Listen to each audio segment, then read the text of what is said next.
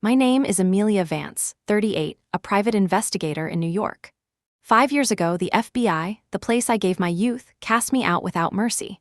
They called me paranoid, destroyed my career, and left me with nothing, all because I refused to close a murder case without the truth. But I kept digging.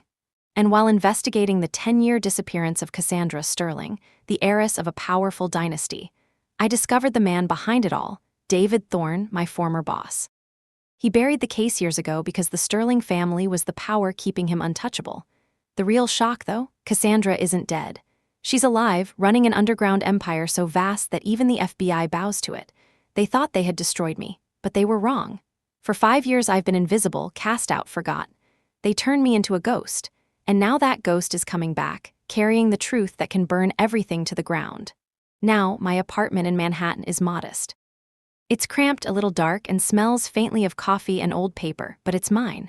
Every wall is lined with files, folders stacked in uneven towers, case notes pinned to corkboards, newspaper clippings, photographs, evidence of people who disappeared, cases that have gone cold, mysteries that everyone else forgot. My job, my life, it's all about them now. I solve what others cannot or refuse to. Jules Harper, my assistant, is with me tonight. She's young, clever with computers, a little clumsy when it comes to fieldwork, but loyal. She taps at her laptop, frowning. "Amelia, are you seriously going to walk into that alley by yourself?" I glance at her, giving a small smirk. She's worried, but she knows better than to argue. "Jules, I'm not chasing ghosts. I'm chasing truth." She rolls her eyes but doesn't argue further. I appreciate that. Not everyone understands what we do or why we do it. Most people think missing persons are just gone. They don't consider the stories, the connections, the patterns that the disappearances leave behind. That's where I come in. That's where I thrive. Life outside the Bureau has been quiet in a strange, eerie way. Quiet doesn't mean peaceful. I still hear whispers in the dark when I'm alone, memories of screams, threats, and that unmistakable feeling that someone or something is always watching. You get used to it, or maybe you don't. Maybe it never goes away. Then came the call. It was late afternoon when the phone rang.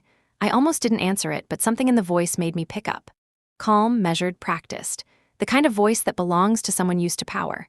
"Amelia Vance." "Yes, I am Frederick Sterling. My family, we need your help." The Sterling name rang bells I couldn't ignore. Wealthy, powerful, untouchable in New York society. But wealth doesn't make you immune to tragedy. My daughter, Cassandra, she disappeared 10 years ago. Everyone believes she's dead. We never found her body. Our family has tried everything, but the authorities, they've moved on. But I haven't. I sat down, my heart rate picking up without realizing it. A 10-year-old cold case from one of the most powerful families in the country. This wasn't small-time missing persons. This was a golden goose, a labyrinth of secrets, connections, and high stakes. "I will find her," I said. "I'll find the truth." That was the beginning. Over the next few days, I poured through what little evidence existed. Photos from that day, her diary, old emails, police reports. Every detail mattered.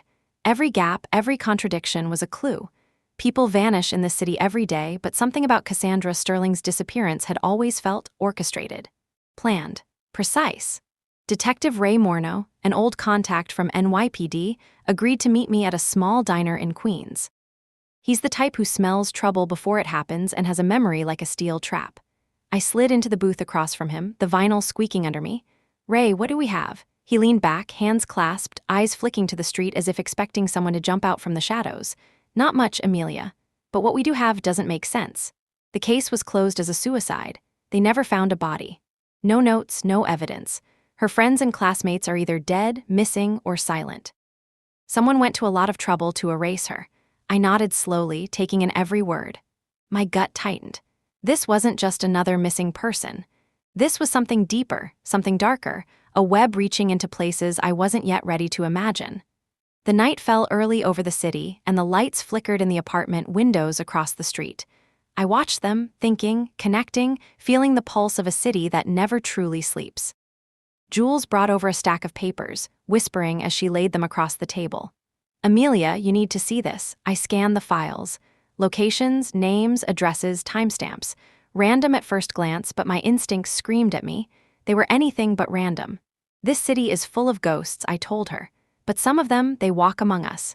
In the weeks that followed, I began tracing Cassandra's last known movements. The Sterling estate, her favorite coffee shop, a little art gallery she visited as a teen. Everywhere I went, I felt the presence of a plan, a puppet master moving behind the curtain. It was exhausting, maddening, and thrilling all at once. And then the first clue appeared. A letter, unsigned, waiting in the mail slot of my office. Paper thick, ink black, handwriting precise. It read, "Some truths are too dangerous to speak aloud, but you will find what you seek if you follow the shadows." I stared at it, my pulse racing. Whoever sent it knew I was the one to uncover the truth. Someone was watching me, or maybe guiding me. That night I went over every detail, tracing lines on a map, matching names, dates, patterns. Sleep became a luxury. Food a necessity I often ignored. The obsession was back, the same fire I felt at the bureau. Only now I was in control. Jules tried to intervene, worried about me. "Amelia, you're burning out, you need to rest." "Rest is for the dead," I told her. We laughed, though the tension never left the room. I knew I was heading into a storm, but storms are where I thrive. I always have. I thought about my past, about the people who called me crazy, who laughed at my theories. They didn't see the connections, the patterns, the whispers, but I do, I always have. And now, this case, Cassandra Sterling, might finally prove them wrong, because sometimes ghosts aren't dead. Sometimes they're waiting. Waiting for someone stubborn enough to notice, and I was stubborn enough. The day after I received the mysterious letter, I felt a strange mix of excitement and unease. The city was alive outside my apartment window, taxis honking, people rushing, oblivious to the shadows that crawled between them. I could feel the pattern forming, faint but undeniable, like a faint pulse under the skin of New York. Every missing person, every cold case, every hint of a plan that had gone unnoticed, they all felt connected. Jules was still hovering near my desk, her laptop open, fingers dancing across the keyboard. She had a knack for digging up digital breadcrumbs, the kind of skill that made my instinctual hunches usable. "Amelia, you're staring at the same map for 3 hours. Do you even know what you're looking for?" I didn't look up. I traced the lines again with my finger, connecting addresses, dates, and incidents. Some patterns were almost invisible unless you really, really looked. "I know exactly what I'm looking for," I said. She frowned. "You know, normal people don't live like this. They eat, they sleep, they maybe binge-watch TV. They don't live in a maze of paper and shadows. Normal people aren't finding what I find, Jules." Her sigh was soft, tired, but patient. I appreciated her, even if I drove her crazy. She was the only one who could keep up with my obsession without asking for proof at every turn. I left the apartment later that evening and walked the streets near the Sterling estate. The area was affluent, manicured lawns, ornate gates, but behind the facade, I could almost feel the secrets pressing against the cobblestones, whispering, taunting. Cassandra's absence had left a hole in this world, and the shadows seemed alive. I met Detective Ray Morneau again at a small diner, the kind where the coffee is bitter but reliable, and the lighting is dim enough that people can speak freely without worrying about being overheard. Ray slid into the booth across from me, his trench coat smelling faintly of rain and city grime. "So, what do you have?" I asked, cutting straight to the point. "Not much yet, but I think someone wanted her gone. Someone with resources, someone patient." I nodded. That was my gut talking too, the same gut that had cost me the FBI. There was nothing ordinary about this. Ray pushed a small folder across the table.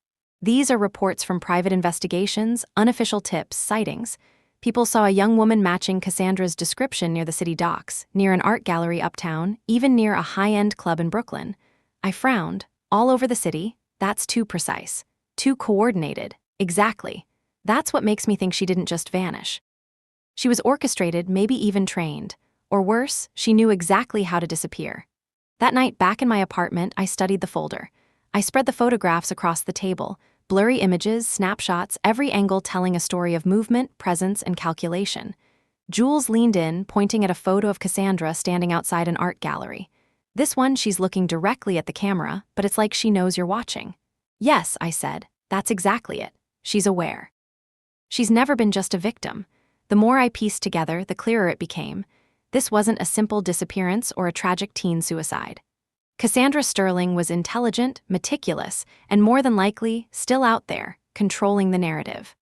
The following week, I followed every lead, from the art gallery to the quiet, residential streets of Brooklyn, where I discovered a small studio that had once been Cassandra's. Dusty canvases leaned against the walls, sketches scattered on the floor, paint dried in thick streaks. Each piece contained subtle hints, patterns, shapes, even numbers that didn't make sense at first glance. I spent hours decoding them. Each line, each color, each seemingly random stroke was a message. I realized she was leaving breadcrumbs just as much to challenge me as to communicate. "Amelia," Jules said softly, "you think she wants to be found?" I didn't answer right away. I stared at the canvas again, tracing the coded symbols. Maybe she's playing a game, and maybe that game was designed for me. Days blurred into nights. The city never stopped, and neither did I. I met with Lydia Chen, an expert in art symbolism, a woman with sharp eyes and an even sharper mind. "Lydia," I said, "I think these are codes. Numbers, letters, maybe coordinates, but I can't crack them alone." She examined the paintings, her brow furrowed. "Amelia, these aren't just messages. They're a map hidden in plain sight.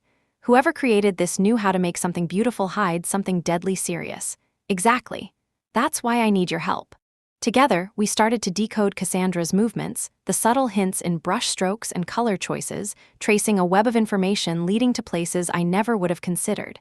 And then there was Marcus Bell, my old colleague from the Bureau. He had once mocked my obsession with intuition and hunches. Now he was reaching out quietly, carefully, offering assistance from within the system I no longer trusted. "Amelia," he said over a secured line, "I know you don't want my help, but I've been watching. I see things that even your instincts can't detect." "Marcus," I said, "I didn't think you'd actually believe me." "I do," he replied. "And I'm willing to help secretly. Just trust me." His involvement changed everything. He provided files, surveillance footage, internal memos. Slowly, the puzzle started to make sense. Cassandra wasn't just missing.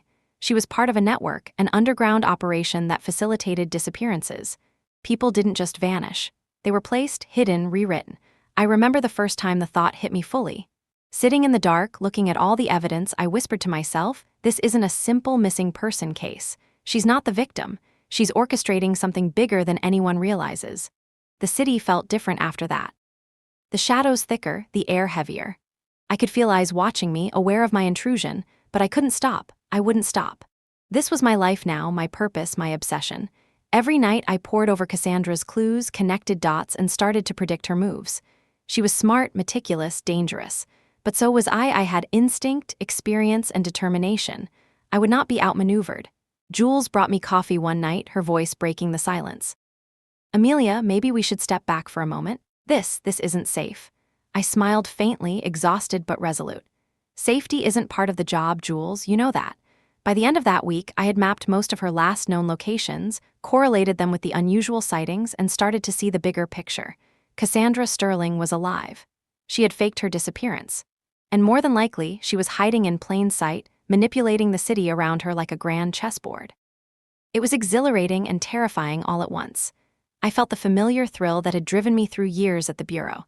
I was chasing a ghost, yes, but this time, it was more than a ghost. It was a mind, brilliant and dangerous, testing me at every turn. And I was ready. The following morning, New York City felt unusually quiet. I walked along the streets near the docks, the cold concrete under my boots and the mist from the river wrapping around me like a shroud. I knew these streets well. Every alley, every fire escape, every cracked brick held a story, a secret, a whisper. But today it wasn't just about familiarity. It was about anticipation. Something was about to happen, and I could feel it in my bones. Jules met me outside the office, her laptop bag slung over one shoulder, a fresh cup of coffee in hand. "You're crazy," she said, giving me a pointed look. "Who goes wandering around the docks at 8 in the morning in February?" "Crazy or persistent," I said, taking the coffee. "Besides, persistence is what finds the truth." She muttered under her breath but didn't argue. That was her way of saying she trusted me. We spent the morning checking shipping records and surveillance logs. Cassandra's movements were subtle, almost invisible to anyone who wasn't looking for patterns. Every minor detail mattered. A cab dropped her off near a gallery, a handwritten note slipped under a door, an unclaimed package in a high-rise lobby. It was meticulous, calculated. She wasn't just hiding. She was controlling how she was found. Later, I visited Lydia Chen's studio. The woman was brilliant, sharp-eyed, and precise in everything she did.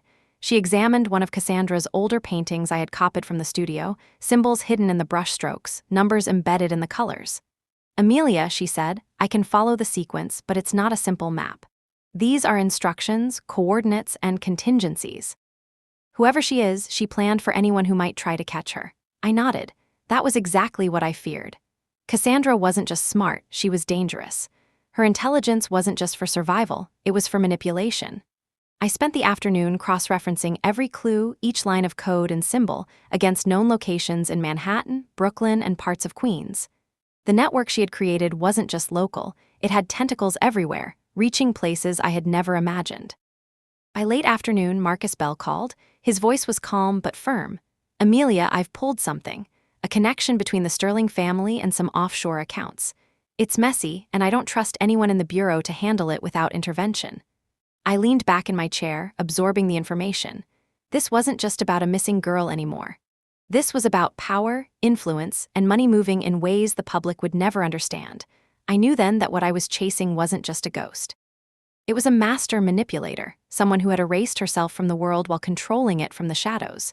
We arranged to meet at a small, nondescript cafe in Midtown that evening. Jules and I arrived early. Marcus was already there, sipping a black coffee and scanning a tablet. His eyes lit up with a combination of relief and urgency when he saw me. "Amelia," he said, "this goes deeper than we thought. The Sterling estate, the art galleries, even some charities, they're all part of a web. Cassandra isn't a victim, she's orchestrating everything, probably even the people who think they are helping her." I took a slow sip of coffee, letting the bitter liquid ground me. I had suspected it, but hearing it from him confirmed it. "So we're dealing with a ghost and a puppet master at the same time," I said. "Exactly," he replied. "And you're the only one who can follow her trail." Jules rolled her eyes. "Fantastic. Ghost hunting and puppet mastering in one day." I ignored her sarcasm. My mind was already racing, connecting dots, planning next steps. Cassandra had left a trail. Subtle, hidden, but consistent. It wasn't about catching her in the moment. It was about understanding her pattern, predicting her moves, staying one step ahead. That night, back in my apartment, I spread every piece of evidence across the floor. Surveillance photos, shipping records, art reproductions, journal entries. Each detail was a puzzle piece. "Amelia," Jules said, pointing at a photo, "look at her eyes. She's aware of someone watching. She's always aware." Exactly. She isn't hiding by accident, she's hiding by design. And that design, it's precise, almost too precise. Hours passed. I didn't sleep. I didn't eat. I moved pieces, drew lines, connected dots. Every time I thought I understood her, something new appeared, a new pattern, a new clue, a hint that she had anticipated even this level of scrutiny. Finally, I sat back, exhausted, and stared at the web I had created. Cassandra Sterling wasn't just missing. She was in control. Every move she made, every trace she left, it was a test, a challenge, a game, and I had accepted that challenge. The next morning, I visited an old contact who specialized in financial records. He wasn't exactly ethical, but he was good at what he did. "I need everything you can get on offshore accounts, shell companies, art acquisitions linked to Cassandra Sterling," I said. He raised an eyebrow. "That girl. She's been off the radar for a decade. You're chasing ghosts, Amelia." "No," I said firmly, "I'm chasing truth." By mid-afternoon, the first breakthrough arrived. A series of transactions linked to anonymous art collectors, shell corporations, and offshore accounts suddenly painted a clear picture. Cassandra's disappearance wasn't a disappearance. It was a transformation. She had erased herself to gain freedom, to operate unnoticed while controlling resources the average person couldn't even imagine. I shared the information with Marcus. He nodded grimly. "She's playing a long game, Amelia. And if we're going to catch her, we need to think like her." I swallowed, letting the weight of that sink in. Thinking like Cassandra Sterling would mean stepping into a mind that thrived on control, manipulation, and foresight, dangerous territory, but I had no choice. Over the next few days, we began monitoring patterns, predicting her movements, laying subtle traps. It was a dance, a battle of intellect, and I felt the adrenaline pumping like I hadn't in years. This was what I was born to do. Late one night, I sat at my desk, Jules asleep in the corner, and Marcus quietly reviewing reports on a secure line. I leaned back and whispered to myself, "Cassandra, I don't know what game you're playing, but I will find you. And when I do, I will see the truth." And somewhere in the hidden corridors of the city, I felt a response. Not a voice, not a message, but a presence, a pulse, as if the city itself was acknowledging the challenge. I was chasing a ghost, and that ghost had set the rules, but I wasn't about to let her win. The first sign that I was getting too close came in the form of a single email. No sender, no header, just a subject line that read, "You're digging where you shouldn't." I stared at it for a long time, the cursor blinking at me like it had a heartbeat. Jules hovered over my shoulder. "Amelia, maybe you should let this go." I shook my head. "Let it go, that's not in my nature." Whoever sent this knew I was investigating Cassandra, and if they were sending warnings now, it meant I was on the right track. I opened the email carefully. Inside was a photo, slightly blurred but unmistakable. It was me, walking down the streets near the Sterling estate yesterday. Jules gasped. "They're watching you." "I already knew that," I said calmly. "That doesn't scare me."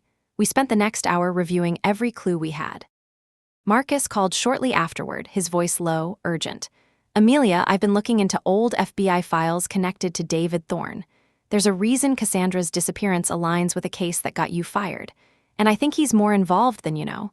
I felt a familiar cold twist in my stomach. Thorne, the man who ruined my career, who took everything from me because I refused to accept the convenient truth. And now, he was tied to Cassandra. How deep? I asked. Deep enough that if we push too hard, we're going to make enemies not just in the bureau but in powerful places beyond it. I sighed, running a hand through my hair. Nothing about this was simple. Nothing ever was. That night, I met Marcus in person at a quiet cafe in the East Village. The lights were dim, the music faint. We spoke in hushed tones over coffee, avoiding attention. "Amelia," he said, "the Sterling family isn't just rich. They're connected to organizations that operate internationally. Cassandra's disappearance wasn't just a teenage rebellion or a family secret, it was orchestrated with precision." I nodded, trying to process the information. "So she's part of something bigger, something planned." "Exactly. And Thorne, he's protecting it. He was behind the falsified evidence that ended your career.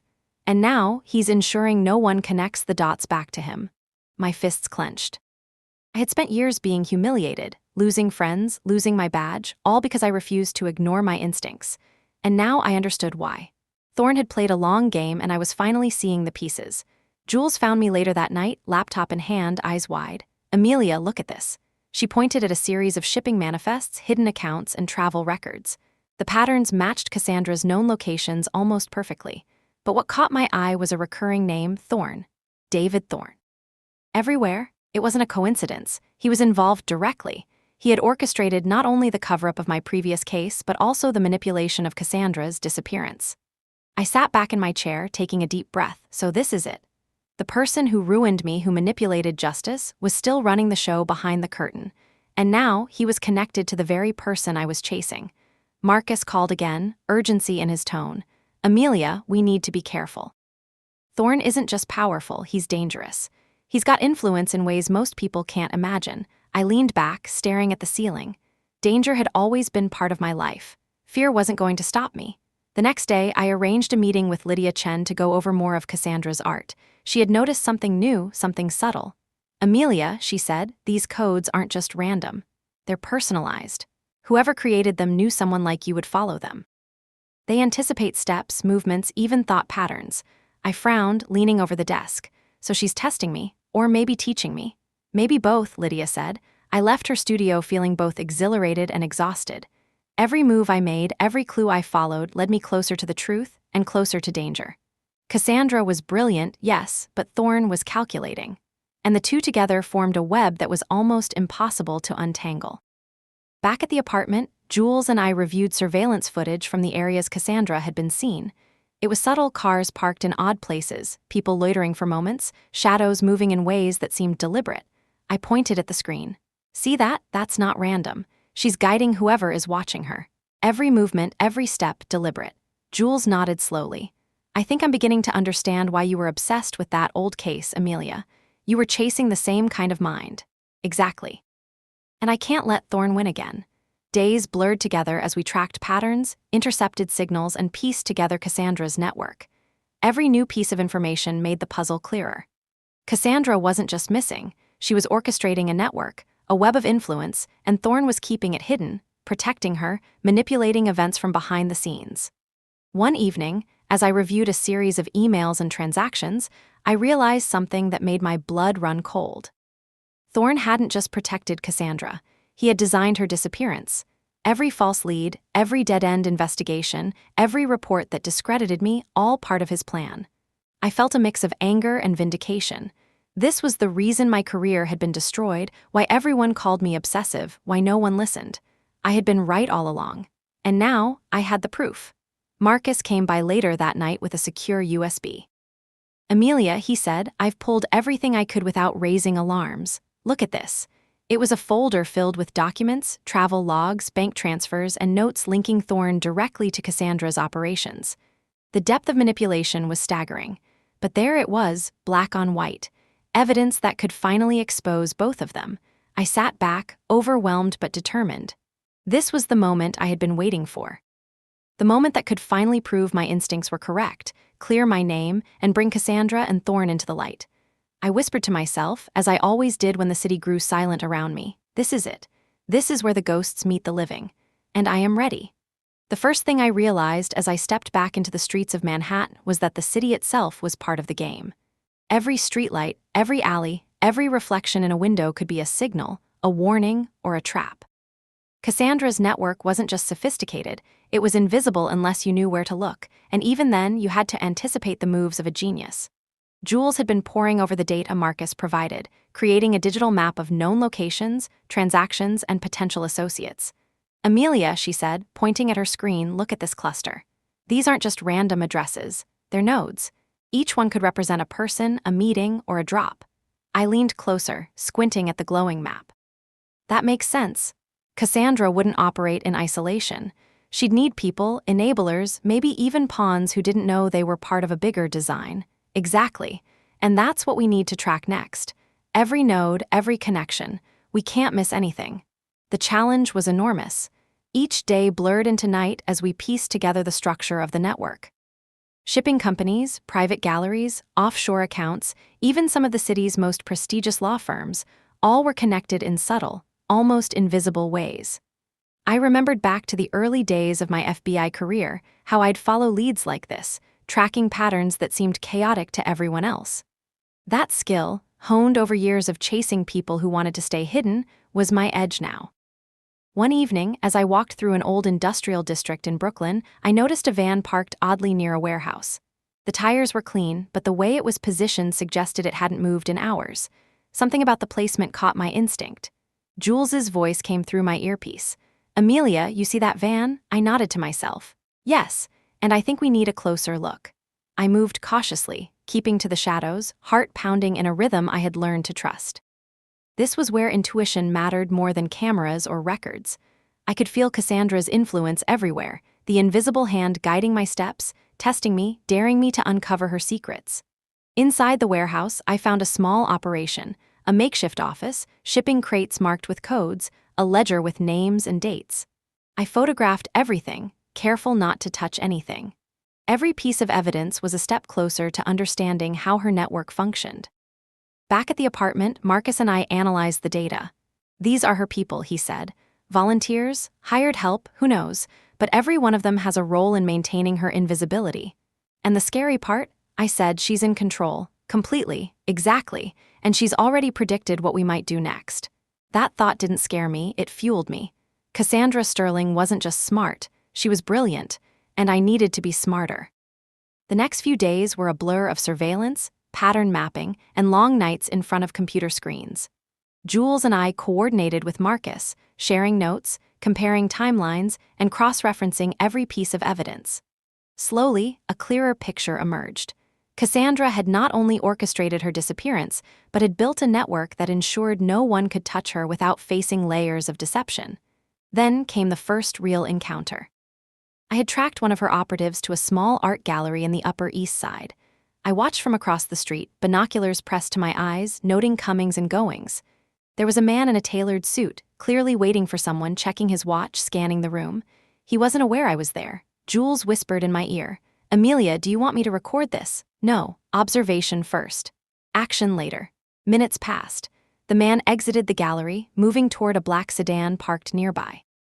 I followed at a distance, careful to remain unnoticed. My heart raced with the thrill of the chase, the same thrill that had defined my years at the FBI. Inside the sedan, the man made a call. I couldn't hear the words, but the tone, the urgency, told me this was important. He wasn't just an employee, he was a key player, a link in the chain. I returned to the apartment later that night, heart still pounding, adrenaline fading into a focused determination. I documented every detail, cross-referenced it with financial records, shipping manifests, and notes from Marcus. This wasn't just about finding Cassandra anymore.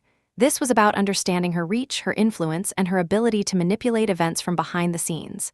The following morning, Marcus came by with new intel. Amelia, he said, the operative you followed, his name is Nolan Pierce. He's been involved with multiple high-profile disappearances. He's loyal to Cassandra. I nodded. Good. That gives us a starting point. We follow him, we follow the trail. Jules and I spent the next few days tracking Nolan, observing his routines, predicting his next moves. We learned the subtle signs that marked a rendezvous or a drop. Small details, a change in posture, a glance at a watch, the way he handled a package, everything spoke volumes if you knew how to read it. Late one night, as I reviewed footage from a nearby street camera, I noticed something strange. A shadow moved in the background, almost imperceptible but deliberate. It mirrored Nolan's movements in uncanny ways, suggesting that Cassandra herself was observing or maybe testing us. I leaned back, letting the realization sink in. She was everywhere yet nowhere. She was the ghost in the game, the puppet master who controlled the board from the shadows. Amelia, Jules said quietly, "Do you really think we can catch her?" I looked at her, eyes steady, voice calm. We have to. Not just for Cassandra, not just for the Sterling family, but for the truth. The truth is what matters, always, and I will find it. The night air had a bite as I walked the streets near the East River. The city was alive with its usual chaos, but every honk, every distant shout felt like part of a rhythm I had learned to follow. I knew I was close. I could feel it in the way shadows moved, the way the wind shifted around corners. Cassandra's network was vast, yes, but even the most carefully laid plans had gaps. That was where I thrived, finding the gaps no one else saw. Jules met me at a corner, her breath visible in the cold, hands stuffed deep into her coat pockets. "Amelia, are you sure about this? The man we're following, he's dangerous." I gave her a reassuring smile, though my stomach churned with anticipation. "The point isn't danger, Jules. The point is truth." She didn't argue further. She never did once she realized I wasn't turning back. We tailed Nolan Pierce to a private club in Manhattan. The kind of place you'd never notice if you weren't looking. Inside, it was dark, moody, shadows draping the walls, the sound of soft jazz mingling with murmured conversations. I spotted Nolan immediately, sitting alone at a corner table, a laptop open, eyes scanning data I couldn't see. Jules whispered, "Amelia, he's monitoring something, maybe one of Cassandra's operations." I nodded. "That's why we're here." I approached cautiously, keeping to the shadows. This wasn't about confrontation yet, it was about observation, understanding the mechanics of the network from someone inside. Minutes passed. Nolan made a call, speaking in quiet tones, his words calculated, precise.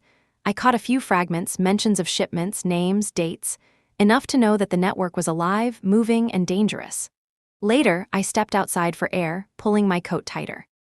The streets were quiet, almost too quiet. Then I felt it, a presence. Not Nolan, not anyone I could see, but someone watching, waiting, testing me. I glanced around, senses on high alert. It wasn't fear, it was anticipation. The thrill of the hunt surged through me. Cassandra wasn't just a target. She was a test, and every move I made was being measured. Back at the apartment, Jules laid out everything we had observed. We cross-referenced Nolan's contacts, tracing back to locations, transactions, and even obscure art galleries. The connections were subtle but undeniable. Cassandra's influence was everywhere, yet she remained invisible, untouchable. Marcus called later, urgency in his tone. "Amelia, I've tracked a new lead. A contact in one of Cassandra's offshore accounts is scheduled to meet in Brooklyn tonight. You need to see this." I grabbed my coat and headed out. The night was thick with fog, the kind that muffles sound and distorts shapes. I arrived at the warehouse district, blending into the shadows. Inside, the operation was small but efficient. Packages moved silently, men and women coordinating with quiet precision. And then I saw her, a figure I didn't expect to see so soon. Not Cassandra, but a lieutenant, someone clearly high-ranking within the network. His eyes scanned the room, alert, calculating. I observed him, noting every detail. His posture, the way he handled the packages, the subtle signals he sent. He was methodical, disciplined, dangerous. Jules whispered in my ear, "Amelia, you're in deep now." I smiled faintly. "I've been in deep before. This is just another layer." I followed the lieutenant discreetly as he exited the warehouse, making sure to keep distance. Every step, every turn, every shadow was part of a puzzle I was slowly unraveling. Later, back at the apartment, Marcus and I pieced together the events. This wasn't just about missing persons anymore. This was about an organization, a network capable of manipulating events, people, and even the law to maintain secrecy. And Cassandra Sterling was the mind behind it all. "Amelia," Marcus said, "you're stepping into dangerous territory. If they realize we're onto them, it won't just be your career at risk." I looked at him, calm but resolute. "I know." But the truth matters more than safety. Always. Over the next few nights, we set up surveillance, tracking the lieutenant's movements, observing interactions, noting patterns. Every small detail mattered. Every mistake could reveal a thread back to Cassandra. Then came a breakthrough. A ledger, hidden in a seemingly mundane shipping crate, contained coded entries linking multiple locations, shipments, and personnel directly to Cassandra. The code was intricate, a mixture of numbers, letters, and symbols embedded in ways that only someone trained to read them could understand. I leaned over the desk, studying the patterns, connecting dots, tracing lines. Cassandra had left breadcrumbs, not for me to find, but for the smart, persistent, and relentless to follow. And I was all three. Jules looked at me, concern in her eyes. "Amelia, this is bigger than anything we've faced." I nodded. "I know, but this is why we do this. For truth. For justice." The following morning, Marcus provided additional intelligence. Several high-ranking operatives within Cassandra's network were being activated to monitor certain transactions. Their loyalty wasn't just to her. It was to Thorne, who maintained influence over the network's operations. I realized then that the web extended far beyond New York, beyond the city streets I knew so well. This was an international operation, controlled with precision, and Cassandra was at the center, untouchable and brilliant. Jules and I prepared for the next step, infiltration. Not physical confrontation yet, but digital, analytical, predictive. We traced communication patterns, coded messages, and shipment routes. Every line, every number, every irregularity mattered. "Amelia," Jules said quietly, "do you think we can take them down?" I looked at her, eyes steady, voice calm. "One step at a time, that's all it takes," and I was ready. The city felt colder than usual that morning, the wind slicing down the streets like it wanted to warn me of something. I carried my notebook, filled with sketches, codes, and notes from Cassandra's art, and made my way to Lydia Chen's studio. Lydia was already there, examining a large canvas leaning against the wall. She didn't look up when I entered. "Amelia," she said, finally, "you need to see this." I walked over.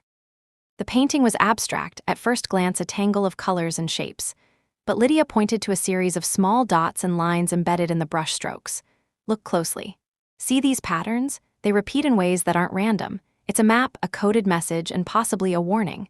I leaned in, squinting. "These shapes, they match some of the nodes we identified in her network.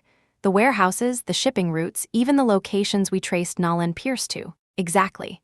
She's leaving breadcrumbs, Amelia. And she's daring us to follow them." I felt a thrill run through me.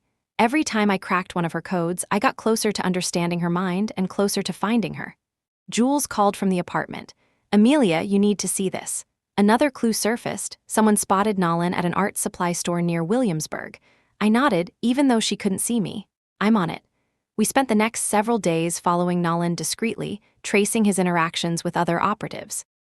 Every encounter, every delivery, every exchange provided more pieces to the puzzle. Cassandra's network was vast, but it wasn't infallible. She was meticulous, yes, but even the most careful planners leave trails if you know how to read them. Back at Lydia's studio, I worked tirelessly decoding the paintings. Each one contained not only instructions, but hints about the priorities of the network, locations of importance, and even subtle warnings about traps. Cassandra was smart, ruthless, and brilliant, but her messages were audacious. She wanted someone to find them, and I was the someone. Marcus checked in, his voice cautious but determined. "Amelia, be careful. Thorne is likely aware of your movements. I've seen fluctuations in his communications. Someone is watching." I acknowledged the warning silently. Danger had always been part of the job, part of the hunt. Fear wasn't going to stop me. By midweek, we tracked Nolan to a small private gallery uptown. Inside, he moved quickly, meeting with an unknown figure. I watched from a distance, blending with the shadows, careful not to be noticed. The man handed Nolan a folder. I couldn't see the contents, but the way Nolan's eyes widened told me it contained important instructions, likely from Cassandra herself. Later, back at the apartment, Jules and I cross-referenced the timing of Nolan's meeting with transactions we had tracked in the past. The pattern was clear. Cassandra was orchestrating the movement of people and resources like a conductor leading an orchestra. "Amelia," Jules said softly, "this is more than just a network. It's a system. She's controlling it like a machine." I nodded. That's exactly what I thought. Every detail, every connection, every subtle hint is part of a larger design, and if we want to find her, we have to think like her. That night, I examined another of Cassandra's paintings. It was smaller than the others, but even more intricate. Hidden among the layers of color were symbols, letters, and numbers. I traced them with my finger, feeling the pulse of intelligence behind each stroke. Jules leaned over my shoulder. Amelia, this isn't just a map, it's a message. She wants us to understand something. Yes, I said quietly. And we will. The following day, we tracked Nolan again, following him to a warehouse near the docks. He moved with precision, but I noticed subtle errors in timing and positioning, small hints that suggested Cassandra was watching, testing, or manipulating him. I recorded everything, documenting the discrepancies and matching them against the art codes. Slowly, the puzzle was coming together. Cassandra's genius wasn't just in hiding. It was in anticipating our moves, challenging us, and leaving clues that only someone truly persistent would follow. Later that evening, Marcus arrived with new intelligence. Amelia, he said, I found something. A series of communications between Thorne and Cassandra. It's encrypted, but the patterns suggest directives, locations, and possibly the next steps in her plan. I took the folder, my hands steady despite the adrenaline surging through me. This was the breakthrough I had been waiting for. A direct link between the ghost I was chasing and the man who had ruined my career. We spent hours decoding the communications. Each line revealed a piece of the network, a strategy, a potential trap. Cassandra's mind was everywhere at once, orchestrating events, controlling people, and manipulating situations to her advantage. Amelia, Jules said, finally breaking the silence, do you realize what this means? I looked at her, eyes focused. Yes, it means we're closer than ever. And it means the hunt is about to get dangerous. The next morning, we prepared to follow a lead that could bring us face to face with Cassandra's inner circle. Every precaution was taken: surveillance cameras, secure lines, tracking devices, and careful observation. I knew this was the point of no return. Once we stepped into her world directly, there was no turning back. But I was ready. I had to be. And somewhere in the shadows, I could almost feel Cassandra watching, waiting, daring me to take the next step. The streets of Manhattan were unusually quiet that evening, almost as if the city itself was holding its breath. I moved cautiously, blending into the shadows as I followed Nolan Pierce to a warehouse near the river. My instincts screamed that tonight was pivotal, that I was on the verge of seeing the true extent of Cassandra's network. Jules called softly through my earpiece.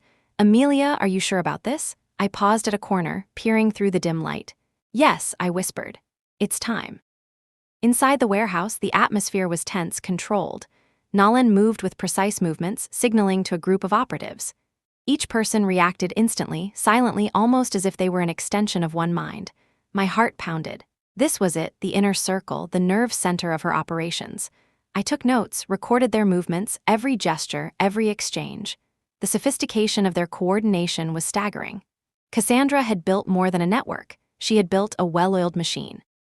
And I was watching it in action. Suddenly, the door at the far end of the warehouse opened. A tall figure entered, confident, commanding. Nolan immediately straightened, a hint of reverence in his stance. Amelia, Jules whispered, that's her lieutenant. He's the key. I observed silently. Every word he spoke, every order he gave, indicated a mind attuned to Cassandra's directives, perfectly in sync with her plans. Later, as he moved toward a secure storage area, I saw an opportunity. I could follow him closer, see where these shipments were going, what he was transporting. Carefully, I tailed him through narrow corridors, noting the coded crates, the hidden compartments, the meticulous documentation. This was a network operating in plain sight, yet invisible to anyone untrained in observation. Back at the apartment, Marcus analyzed the new intel. Amelia, he said, this network extends beyond New York. There are operatives in Chicago, Miami, even internationally. Cassandra isn't just hiding, she's expanding her influence. I leaned back, absorbing the scope. This wasn't just about finding a missing girl. This was about uncovering a web of power, money, and control, orchestrated by someone who was always 3 steps ahead. Jules frowned. Amelia, how are we going to track her if she's everywhere? We focus on the nodes, I said. Start with the people. Find the links, trace the routes, and slowly we get to her. The following night, we returned to the warehouse area. I had identified patterns in the shipping schedules, delivery times, and operative movements. Each detail pointed to a specific location that seemed to be the hub of activity.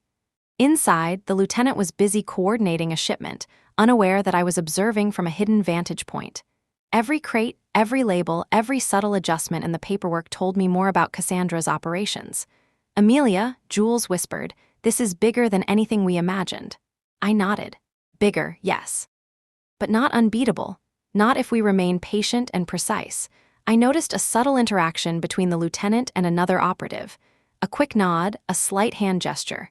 That was the signal. That was how Cassandra communicated her instructions indirectly, maintaining her invisibility. We documented everything, mapping the signals, the interactions, the patterns. Slowly, the web began to make sense. Cassandra was orchestrating events like a chess master, positioning pieces far and wide, predicting every move her enemies might make. Back at the apartment, I reviewed the footage again, focusing on the subtle signals, cross-referencing them with the art codes we had decoded earlier.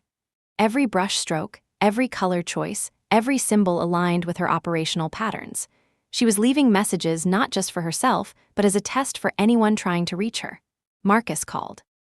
"Amelia," he said, "I've intercepted communications suggesting a major operation in the next few days. She's moving pieces for something big." I felt a chill. This was the moment when patience mattered most. We could strike too early and lose the chance to see the full picture. Jules looked at me, concern etched on her face. "Amelia, what if she's planning something dangerous?" I met her gaze. "Then she's planning for us to stop her. That's how she operates. And we will." Over the next 48 hours, we tracked movements, analyzed shipments, and predicted interactions. Every operative, every communication, every hidden signal brought us closer to understanding Cassandra's true scope. And then I saw it. A pattern emerging in the data, subtle but unmistakable. Cassandra wasn't just hiding. She was orchestrating a public facade, maintaining the illusion of absence while controlling events from the shadows. I whispered to myself, as I often did when the city grew silent around me, "She's here, she's close, and she knows we're coming." That night, I didn't sleep. I prepared, reviewed every detail, every piece of intel, every decoded message. Cassandra Sterling was no longer just a ghost to chase. She was a presence, a force, a challenge that I was determined to confront. And somewhere in the shadows, I could feel it. The faint, thrilling pulse of a mind as brilliant and dangerous as my own, testing me, daring me, waiting. I was ready.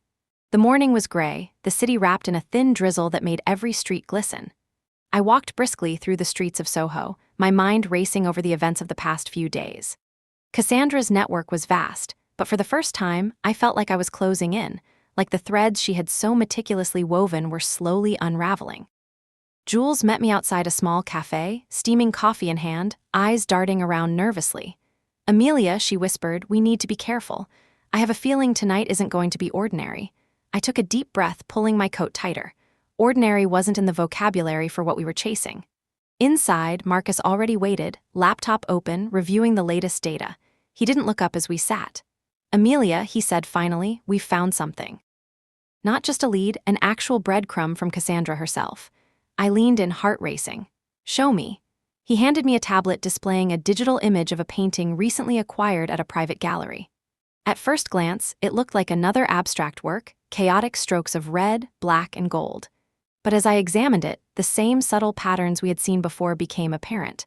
Small symbols, repeated sequences, and a hidden series of numbers encoded in the brushwork.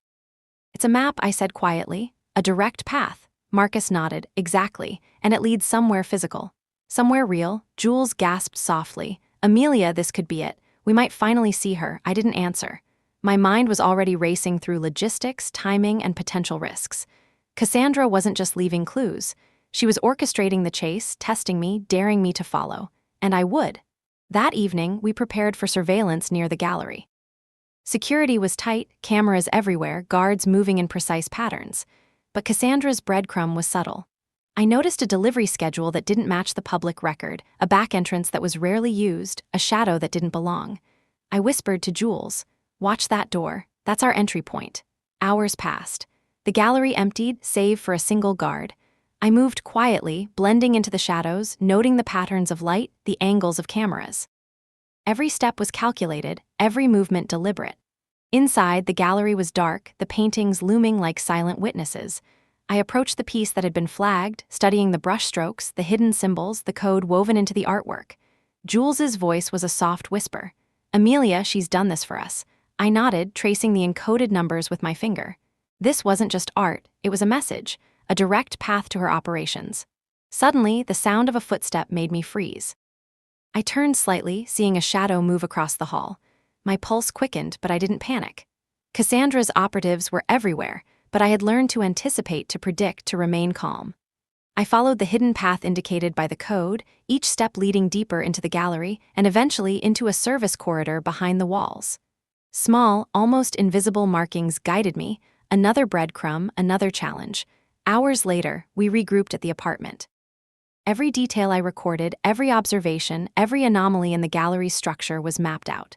The picture was becoming clearer. Cassandra's operations were centralized but incredibly well hidden. Her network had a hub, a physical location we could reach if we were careful. Marcus spoke softly, almost in awe. "Amelia, she's anticipating every step, every move. This is brilliant." I allowed myself a faint smile. Brilliant, yes. Dangerous, yes. But not unbeatable. The next day, I returned to Lydia Chen's studio. I needed another layer of decoding, another perspective on the artwork. Lydia examined the new painting carefully, eyes narrowing. "Amelia," she said, "this one is different.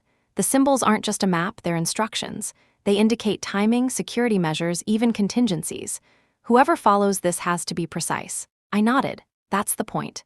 Cassandra is smart. She wants someone who is precise, who can think like her to reach her. And I am that someone. Back at the apartment, we prepared for the next stage. Surveillance equipment, secure communication lines, contingency plans. Cassandra wasn't just a ghost to be found, she was a mastermind, and we were stepping into her world directly. Late that night, I reviewed every detail of the path indicated by the painting. I traced steps, analyzed angles, predicted potential encounters. Every move had to be calculated. Failure wasn't an option. Jules watched me silently. "Amelia, are we really ready for this?" I met her gaze, calm but determined. "We are, and we will." The first signs of dawn crept into the city when I finally allowed myself to rest. Briefly. The chase wasn't over, but the breadcrumb had led us closer than ever.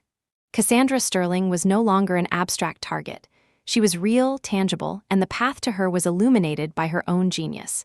And I was ready to follow it, step by step, through the shadows she had left for me. The streets of Brooklyn were quiet that night, fog curling between the streetlights, giving the city an eerie, almost cinematic glow. I felt the familiar thrill that always came before confrontation. Cassandra's breadcrumb had led us here, closer than ever to the hub of her operations. Jules met me near the old shipping docks, her hands shaking slightly as she adjusted her coat. "Amelia," she whispered, "this feels different." I nodded, my own pulse steady but racing beneath the surface. Different, yes. But that doesn't mean we're unprepared. Inside the warehouse, I moved cautiously, scanning for signs of movement. The place was dimly lit, rows of crates casting long shadows. Every corner could hide a trap, every sound could signal danger. Marcus's voice came through my earpiece. "Amelia, stay sharp. This is the first time we're entering a site directly connected to her. Don't make any mistakes." I acknowledged him silently, focusing. Every step I took was deliberate, calculated. Cassandra's network had anticipated most intrusions, but I had learned to read the subtle patterns, the small inconsistencies, the way operatives moved when they thought no one was watching. Suddenly, a noise, a crate shifting, made me freeze. I crouched, heart hammering, eyes scanning the shadows. A figure emerged, tall and lean, moving with precision. Jules whispered, "Amelia, it's one of her operatives." I nodded, holding my breath, studying the movements. The operative approached a series of crates, checking codes and making quick notations. Every action was purposeful, a part of Cassandra's intricate machine. I needed to follow him, but carefully. One misstep and the whole network could be alerted. I moved silently, keeping to the shadows, noting every signal, every glance, every pattern of behavior.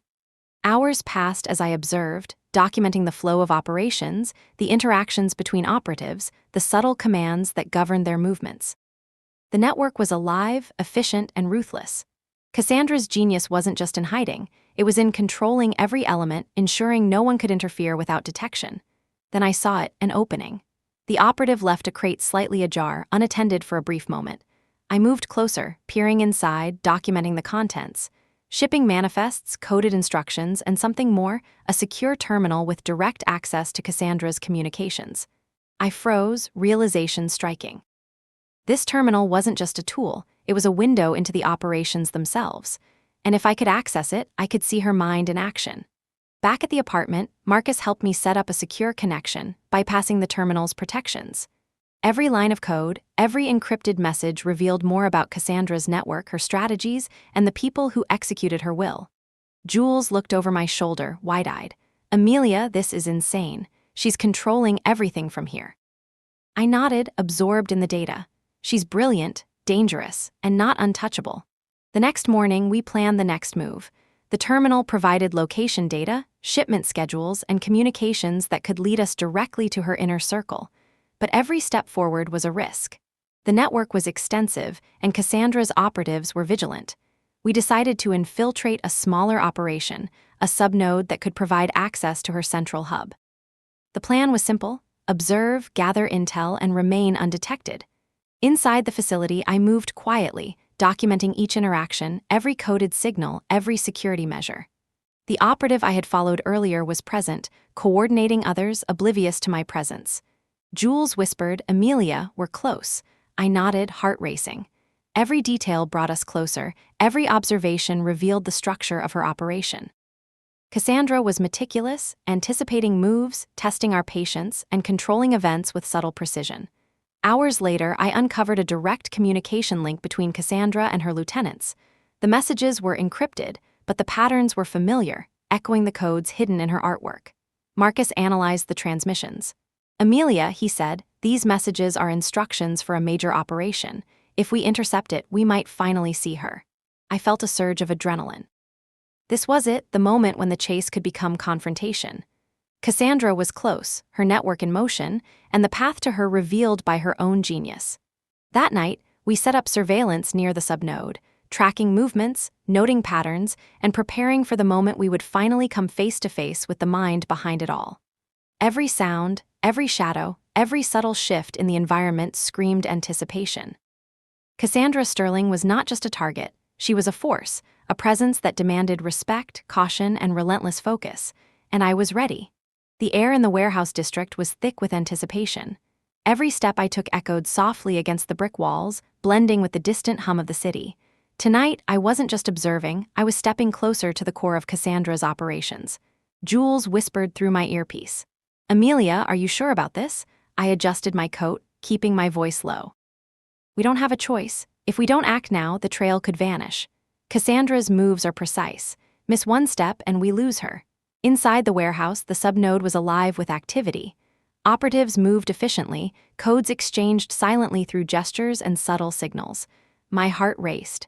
This was as close as we had ever been to her inner circle. Then I saw him, a lieutenant I had followed before, standing over a crate and issuing instructions. He didn't notice me at first, but his presence was commanding, every movement deliberate. I realized this man wasn't just an enforcer, he was a strategist, someone Cassandra trusted implicitly. Jules murmured, "Amelia, that's him." "The key," I nodded, observing silently. Every gesture, every glance, every shift in posture was information. I documented it all, knowing that understanding him could lead me straight to Cassandra. Minutes passed. He moved to a terminal, typing codes that synchronized shipments and communications. I watched, analyzing patterns, looking for irregularities, a flaw in the otherwise seamless operation. Then it happened, a brief pause, a glance over his shoulder, a subtle nod. That was the sign. He trusted someone outside the immediate circle, someone executing Cassandra's indirect instructions. I whispered to Jules, "This is our chance." We follow him discreetly. Carefully, I tailed him through narrow corridors, noting hidden doors, security cameras, and pathways that connected this subnode to the main hub. Every step was calculated. Any wrong move could trigger alarms or worse. Back at the apartment later, Marcus analyzed the patterns. "Amelia," he said, "this lieutenant is not just a follower. He's a conduit. He carries information, instructions, and potentially access codes to Cassandra herself." I studied the data, connecting the dots with the codes hidden in her artwork. She was brilliant. Her network was vast, yet every move was traceable if you knew where to look. Jules leaned over my shoulder, concern etched in her features. "Amelia, this is intense. We're so close, but it's dangerous." I looked at her, eyes steady. Danger doesn't stop the truth. We follow the path, we stay precise, and we keep going. The next night, I returned to the warehouse district, ready to shadow the lieutenant directly to the hub. I moved silently, blending into shadows, noting every interaction, every signal, every subtle indication of the operational flow. Hours passed. The lieutenant finally entered a secure section of the warehouse, a part I hadn't accessed before. The door was reinforced, the code entry precise. I noted the patterns, the timing, the sequence of entry. Cassandra had anticipated potential intrusions. She had prepared, Back at the apartment, I pieced together the path. Marcus provided satellite imagery, logistics data, and a timeline. Everything aligned perfectly. The path to Cassandra's hub was there, mapped out by her own design. Jules looked at me quietly. "Amelia, do you realize what this means?" I nodded. "It means we're stepping into the lion's den. Every detail we have is a step closer, but one misstep could cost us everything." That evening, we prepared. Surveillance equipment, secure lines, escape routes. We were meticulous. Cassandra's network was formidable, but she wasn't invincible. I entered the warehouse alone, moving with precision, following the patterns I had traced. Every shadow, every sound, every signal mattered. The lieutenant was there, focused on his tasks, unaware of my presence. I observed silently, documenting each movement, each exchange, each hidden pathway. Hours passed, and finally I found it, a terminal that provided direct access to communications between Cassandra and her operatives. Marcus guided me through the decryption, every line revealing more about her strategies, her plans, and her reach. Cassandra Sterling was not just a ghost. She was a force, controlling everything with meticulous care. Jules whispered through the earpiece. "Amelia, what are you seeing?" I smiled faintly, pulse steady. "Patterns, sequences, connections."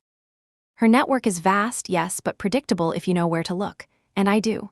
The breakthrough came when I traced a subtle signal, a series of codes that led directly to her physical location. She had left a trace, a breadcrumb, a challenge, and now we had it. Marcus's voice was urgent. "Amelia, this is it. This is the moment." I nodded, focusing.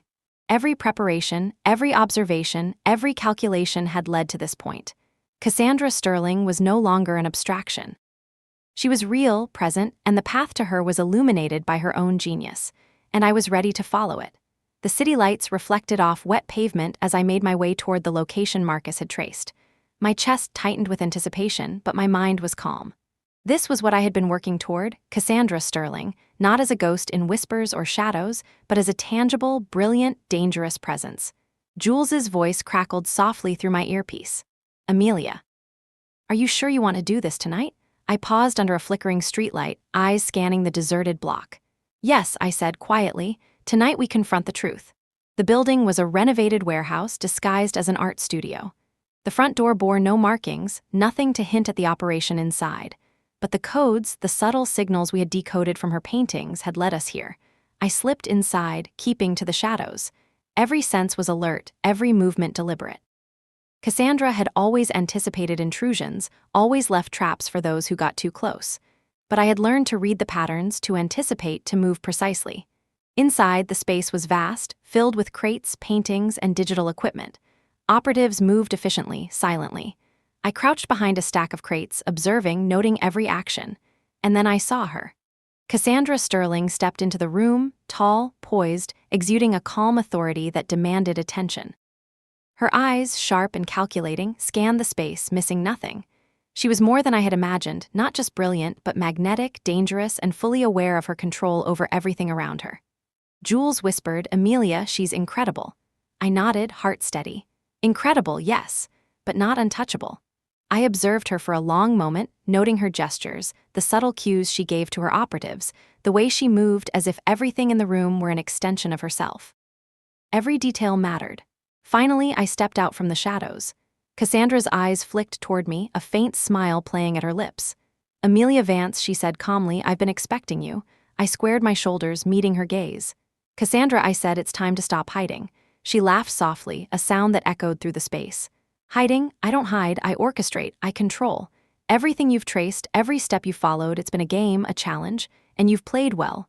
Marcus's voice came through my earpiece. "Amelia, stay sharp." I ignored it, focusing on her, on the subtle cues, on the way she moved. Cassandra wasn't just a criminal mastermind, she was a strategist, a chess player moving pieces I hadn't even noticed yet. "You're brilliant," I said finally, "but this ends tonight." Her eyes narrowed slightly, the first hint of challenge. "Ends tonight?" She tilted her head, considering, "Perhaps, but only if you can reach me." We circled each other, words sparing, tension thick.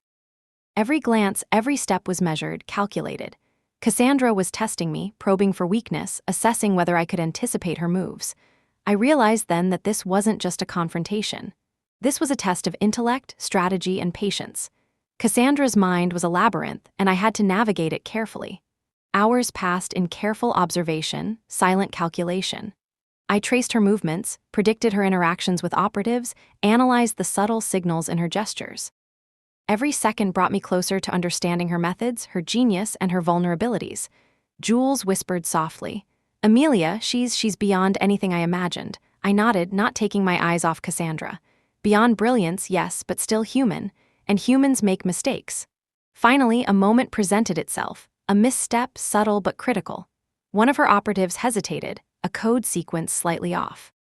Cassandra corrected it, but in that instant I saw the possibility, the opening I had been searching for. I acted, moving with precision, directing my attention toward the operative while simultaneously analyzing Cassandra's reaction. The balance was delicate, the timing critical. Cassandra's eyes met mine, a spark of acknowledgement passing between us.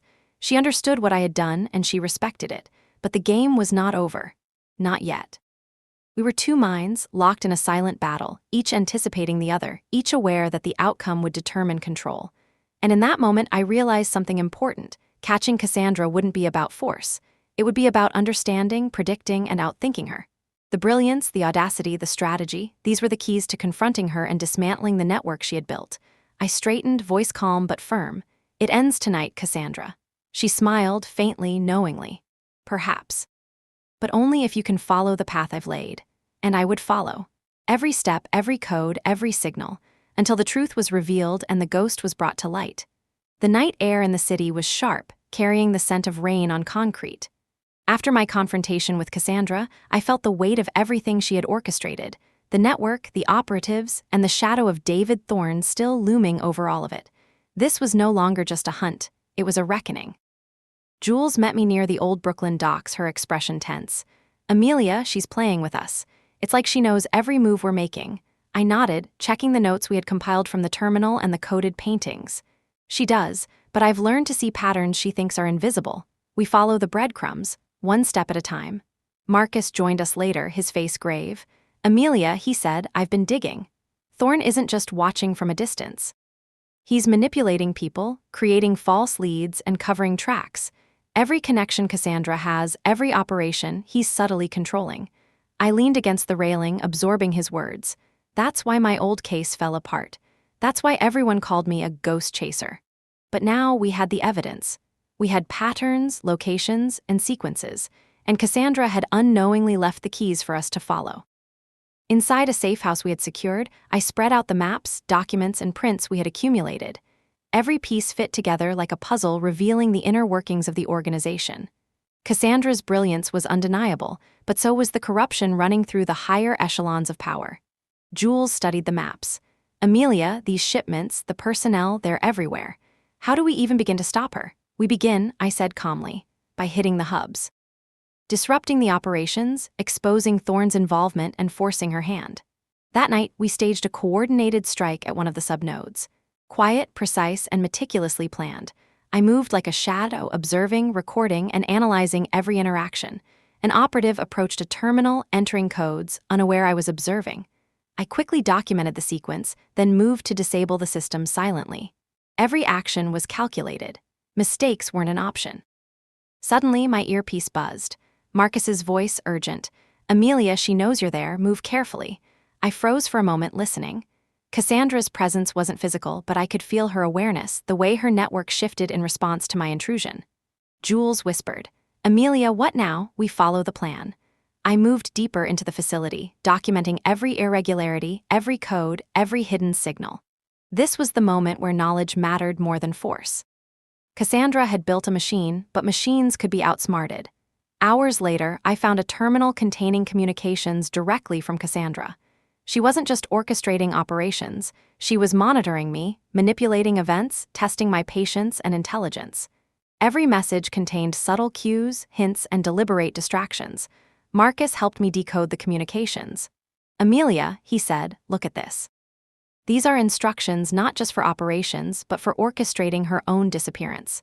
The missing person cases, the fake leads, the false narratives, she's been controlling perception for years." I leaned back, heart racing but mind steady. That explains everything. Cassandra Sterling was never a victim. She was the architect, the mastermind controlling not just her network but the narrative surrounding her. Jules's eyes widened. "Amelia, she's..." She's been alive this whole time, manipulating everyone, even Thorn? Yes, I said, and now we know how to dismantle it. We follow the breadcrumbs, expose Thorn, and confront Cassandra. Step by step, piece by piece. The following nights were a blur of observation, infiltration, and calculation. We disrupted shipments, traced communications, and gathered proof of Thorn's manipulation. Every small victory brought us closer to the ultimate confrontation. Finally, a breakthrough. One of Cassandra's lieutenants made a mistake, a slight deviation in protocol, a miscommunicated code. That was enough. Enough to trace a direct path to Cassandra's location, the physical hub of her operations. I studied the data, heart steady but mind racing. This was it, the culmination of everything. Cassandra Sterling, the woman who had orchestrated disappearances, manipulated networks, and controlled perceptions, was within reach. Marcus's voice came through, calm but intense.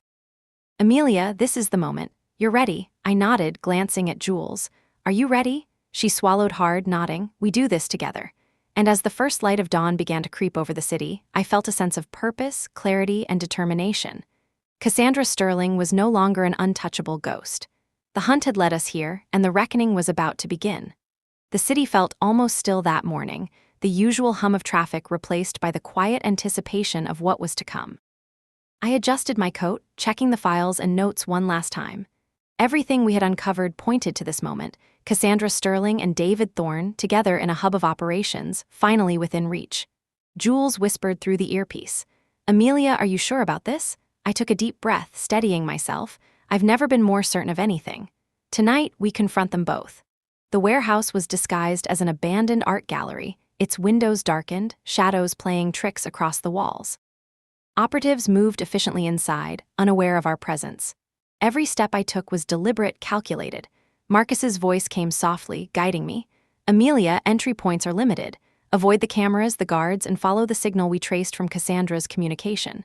Timing is critical. I nodded, moving like a shadow, noting each subtle signal from the operatives. They were precise but not infallible. Every system has a flaw, and every person makes a mistake. Inside, I saw them. Cassandra Sterling, poised, confident, eyes sharp as she oversaw the operations. Beside her, David Thorn, calm, authoritative, manipulating communications and overseeing his network. The pieces fell into place.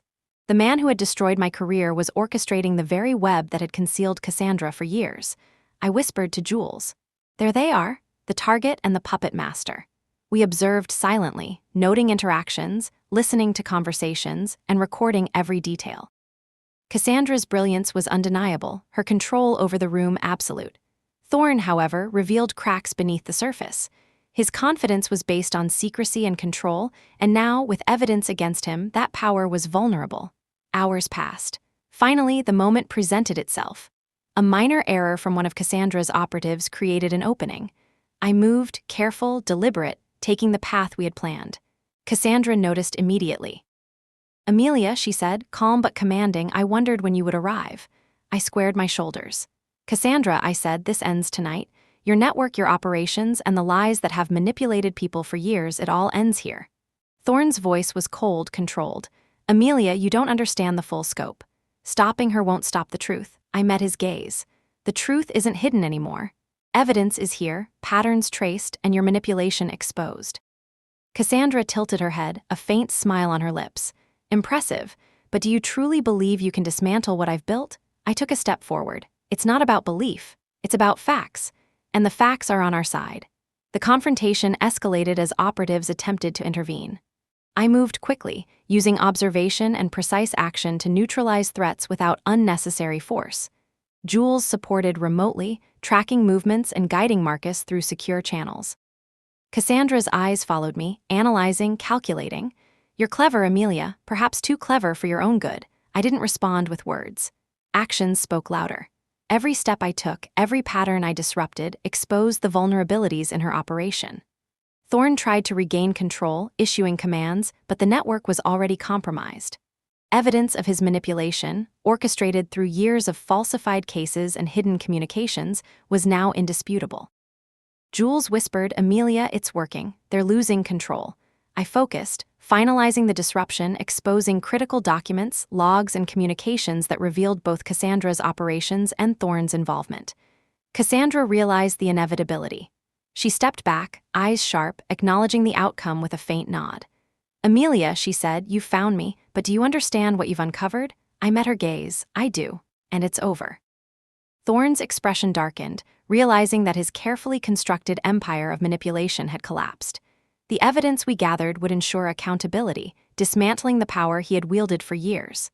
The room fell silent as the weight of the confrontation settled. Cassandra Sterling, brilliant and dangerous, and David Thorne, manipulative and corrupt, were finally exposed. Marcus's voice was calm, almost in relief. Amelia, it's done. I nodded, exhaustion mixing with a sense of resolution. We had followed the breadcrumbs, uncovered the truth, and confronted the ghosts that had haunted not just me but an entire system of corruption. Jules looked at me, awe and respect in her eyes. Amelia, you did it. I allowed myself a small smile. Not just me. Us. Every observation, every pattern, every step taken together led to this moment. And as dawn broke over New York, I knew that this confrontation was not just an ending. It was a beginning, the start of a new chapter where truth and justice were no longer shadows, but realities we could shape. The sunlight spilled across the city streets, golden and unyielding, casting shadows that no longer hid secrets. The confrontation with Cassandra Sterling and David Thorne had changed everything. The evidence we gathered, the patterns we traced, and the meticulous observation we had followed for months culminated in a single truth.